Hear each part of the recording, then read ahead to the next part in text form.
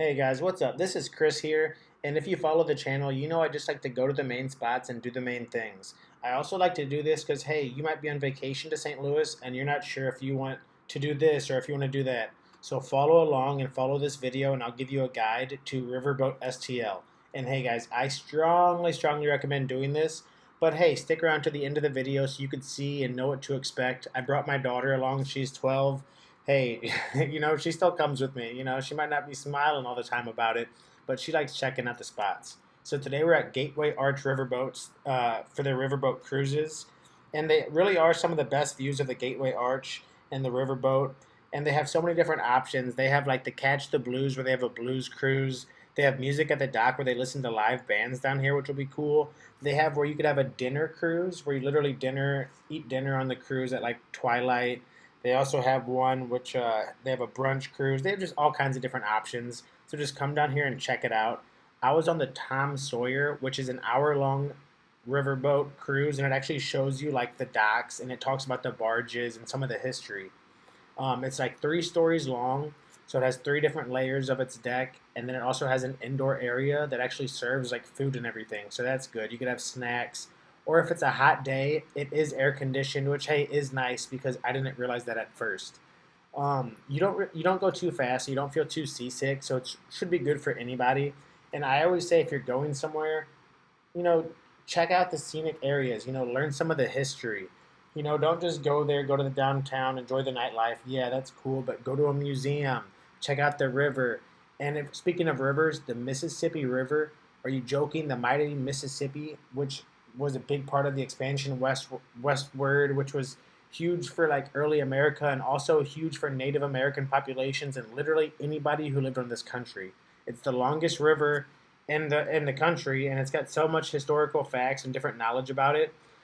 These bridges too on the riverboat cruise, you learn so much about the bridges, so much about the early St. Louis. To St. Louis after the Civil War because he was able to add, big and so much political drama. Today it's owned by the city of St. Louis. That upper deck was originally designed for streetcars and pedestrians and horses, and the lower deck was originally designed to carry steam engines across the river. On the Missouri side of the bridge, we're passing an area known as the Cleve's Landing. When the historic St. Louis riverfront was cleared in the 1930s for the Gateway Arch, this little slice of the original riverfront was saved. And looking at the architecture of it, you'll see cast iron storefronts, big tall brick buildings, and it gives us a glimpse of just what that original city would have looked like before the arch.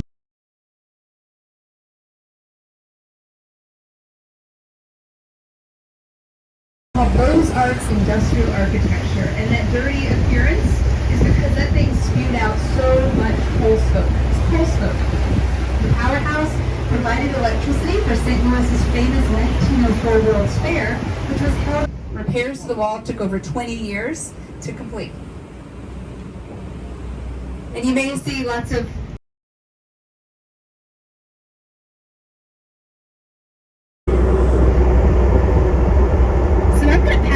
over to our captain, Kevin, for just a little bit. He knows so much about these barges and all the cool stuff that these things look so quiet, like not much is going on. And if we go across over to your right to this channel, you can see there's another dock known as the SCF grain elevator. And at this grain elevator, they can load a barge in 45 minutes to an hour with grain.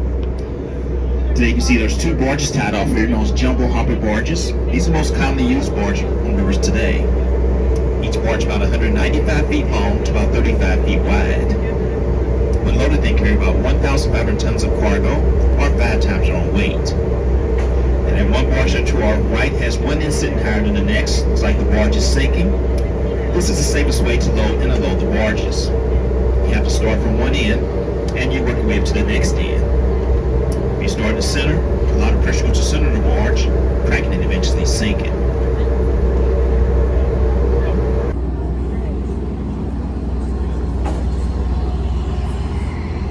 Now the next stop we have here to our left belongs to Cotton Smith. Compare these barges with, let's say, the railroad cars. You see right on top of that hill there, you can see there's a couple of railroad cars there. It'll take about 18 of those railroad cars to fill up on these jumbo hopper barges, or about 55 tractor trailer loads. So yeah, guys, I mean it's pretty cool. You see a different look of the land, and you don't know what your kids are gonna grow up to be into. Like maybe they like barges or working on like machinery and stuff. Don't they say like a lot of kids like working with like these construction things? So it'd be cool for them to see. Like I really enjoyed it. Like I wasn't sure how they got the stuff on the barge, but I didn't know they just like dumped it out. Like I actually got to and it talks a lot about the bridges and how they were built, why they were built, who built them, what was going on at the time. Because all of these bridges have good stories. It's like everything's got a history and everything's got a past.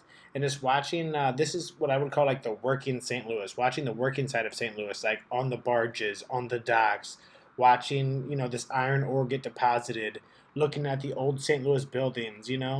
It's just cool to get a behind the scenes sneak peek. And like I said, just to learn, I like to learn a little about a lot. You know, I was like a little bit of this, a little bit of that, and it's just cool. And like I said, it's only an hour long, so I recommend whenever you go to see the Arch, buy the ticket for the Arch and the Riverboat cruise. Or if you're on a date, buy like the dinner and the live blues music. Like that would be a cool date idea for St. Louis. So yeah, hopefully you like the video. Subscribe to the channel. At this point, I got like 40 different things to do in St. Louis. If you just look on my playlists, then I sometimes go in winter to like Arizona or Colorado. So I just do the top things to do in the area, or make a list like the top 5 best barbecue spots in St. Louis, or the top 3 local breakfast locations, stuff like that. And I actually bartend at Ballpark Village, so come check me out at Bali Sports Live. Let's continue the rest of this cruise because it's a really good time, and I'm glad I got to learn about different aspects of the Mississippi River and some of St. Louis's old historic past.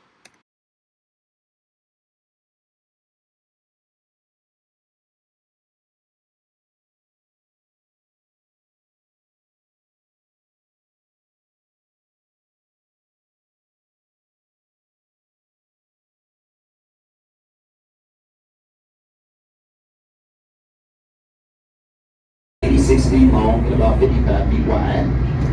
The loader they carried about 22,000 barrels of oil. And these two barges here to our left are outside of them. And fuel the boat up while it's going up the river. Now, if the boat needs more than just fuel, they need water, supplies such as food or engine parts or even crew members. They'll radio ahead and let them know if they need these things. Well, guys, hopefully you enjoyed this. And like I said, I recommend checking it out. I think it's like $25 for an adult, like $15 for a kid. Strongly recommended. It's easy. It's chill. You just get to sit down for a while. If you're on vacation, I'm sure there's a lot of walking around. Take your time. Just sit down, relax, let everybody else do the work. And when you're in St. Louis, here's some other things to check out. The Cahokia Mounds, the Merrimack Caverns, Creve Coeur Lake, Carondelet Park, I would say Castlewood State Park, the St. Louis Zoo, Forest Park, the Art Museum, Science Center, City Museum, Merrimack Caverns, the Butterfly House, Botanical Gardens. If it's the weekend, check out Soulard. Their farmers market's really good. Check out a game at Busch Stadium. Go to the National Blues Museum. Eat some barbecue. Go to Ballpark Village. Do an escape room. Go up the Arch.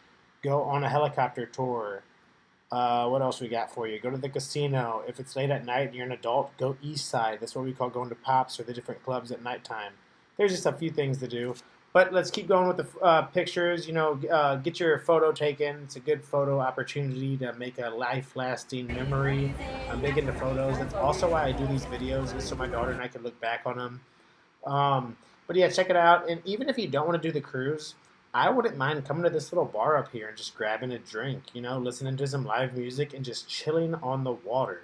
I've actually been here for so long and I've never thought about doing that. Well, hopefully you like this video. Hopefully this gives you an idea of things to do in St. Louis. And if it does, be sure to subscribe.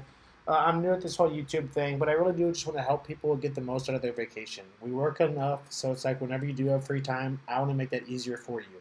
Thanks, guys. Follow along on the TikTok, Instagram, YouTube. I'm just a traveling server bartender who goes to different spots all over the country. Best spots in the nation, doing the best things. Holler at your boy.